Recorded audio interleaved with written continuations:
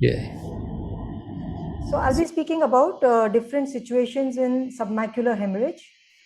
So one situation is, as we see on the left side, where most of the hemorrhage is at the macular center. And here we can do the procedures which will displace the heme from the center to improve the vision. The second situation is where most of the hemorrhage is paracentral, and by displacing the heme, we might actually make the situation worse by rolling the blood into the macular center. So here the only solution is to remove the blood and not displace it. Now, when most of the blood is at the macular center, we have two options.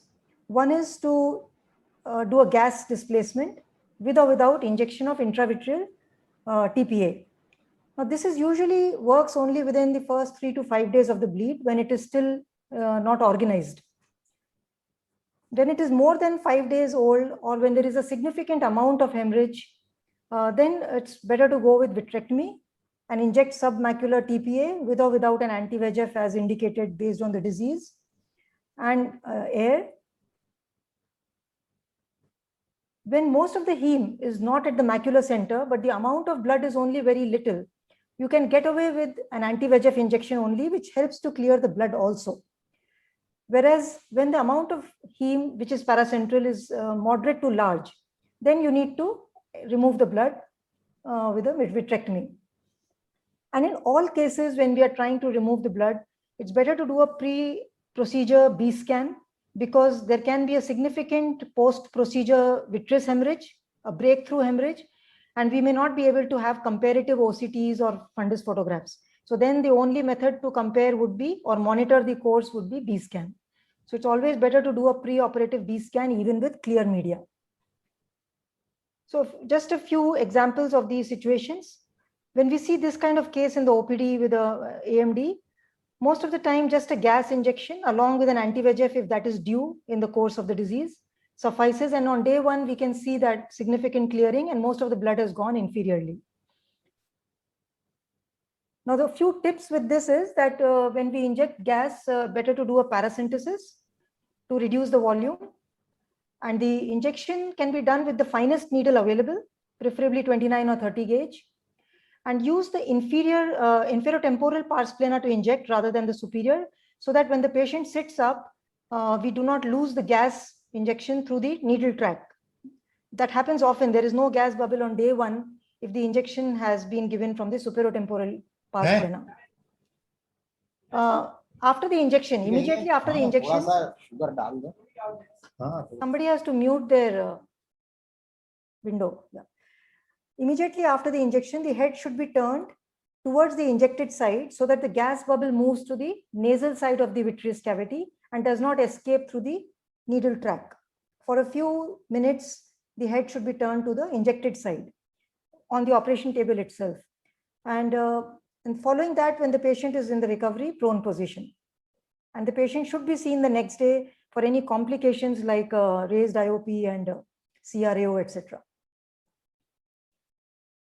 Now, this is a patient with Terzan syndrome. Terzan syndrome with bilateral submacular hemorrhage as well as pre-retinal hemorrhage in the right eye.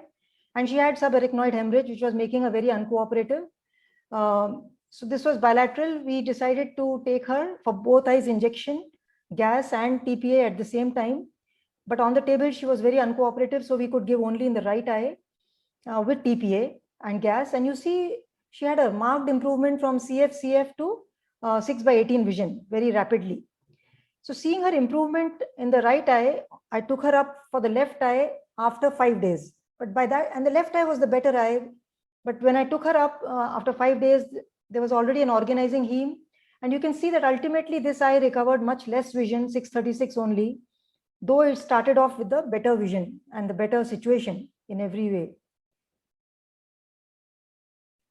Just to say that the tissue plasminogen activator, when it comes with its diluent and you mix it with that, you get a concentration which you don't need to dilute any further. Without any further changes in that, we can just draw 0.05 ml and that gives you the dose which is required for intravitreal injection. So based on this case, what we saw is that the timing of the injection is very important. A delay of 5 days and we lost some vision, as well as probably we did not give TPA in the left eye, and that also altered the result.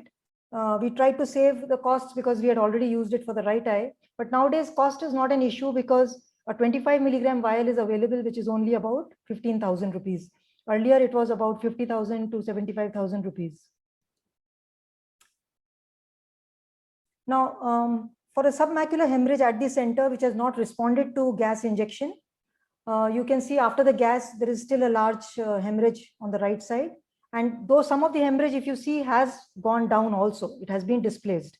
There's a large collection. So this is a 40 gauge needle with injection of TPA into the subretinal space. With an IOCT, of course, it would be easy to see if there is an RP detachment you're going into, or if where is the clot highest. And then after the injection of the subretinal TPA, just a fluid air exchange, no endolaser required for this retinotomy. So the injection should be at the thickest part of the blood and care not to enter the sub-RP space. And you can see that it improves quite significantly, but ultimately it is the disease which determines the prognosis. Now, this is a very interesting patient who already had poor vision in one eye. And when he came to me, earlier left eye was the 6/6, but suddenly he came with a sudden drop in vision with CF-CF. I just gave ranibizumab and did not give gas because if you see, there is a small area in the center which is still preserved. And my worry was that with the gas and prone position, we might even lose that.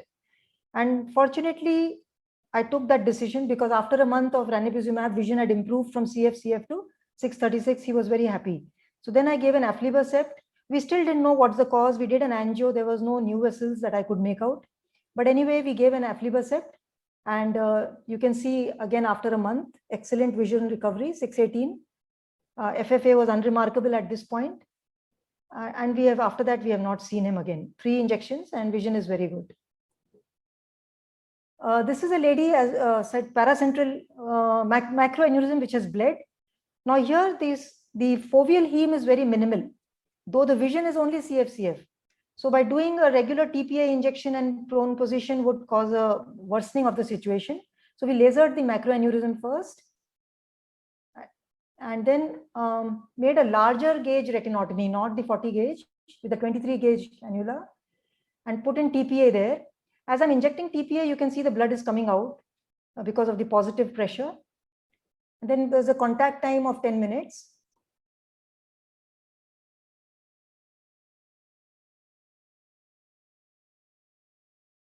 And now I tried to aspirate with active suction the blood, but you see it's not coming out easily despite the TPA.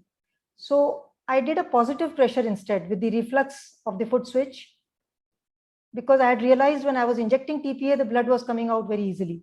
So I used the reflux rather than the aspiration, alternate reflux and aspiration to get the blood out. So initial reflux and then aspirating this.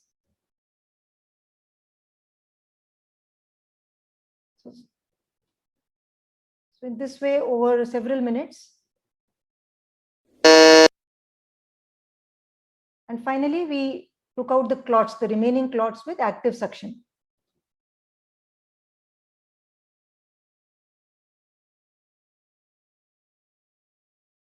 Followed by air exchange and oil, endolaser for this large retinotomy and oil. And you can see this is at 1 week and this is at 6 months with very good vision, 6/6, which was CF-CF earlier. Thank you very much.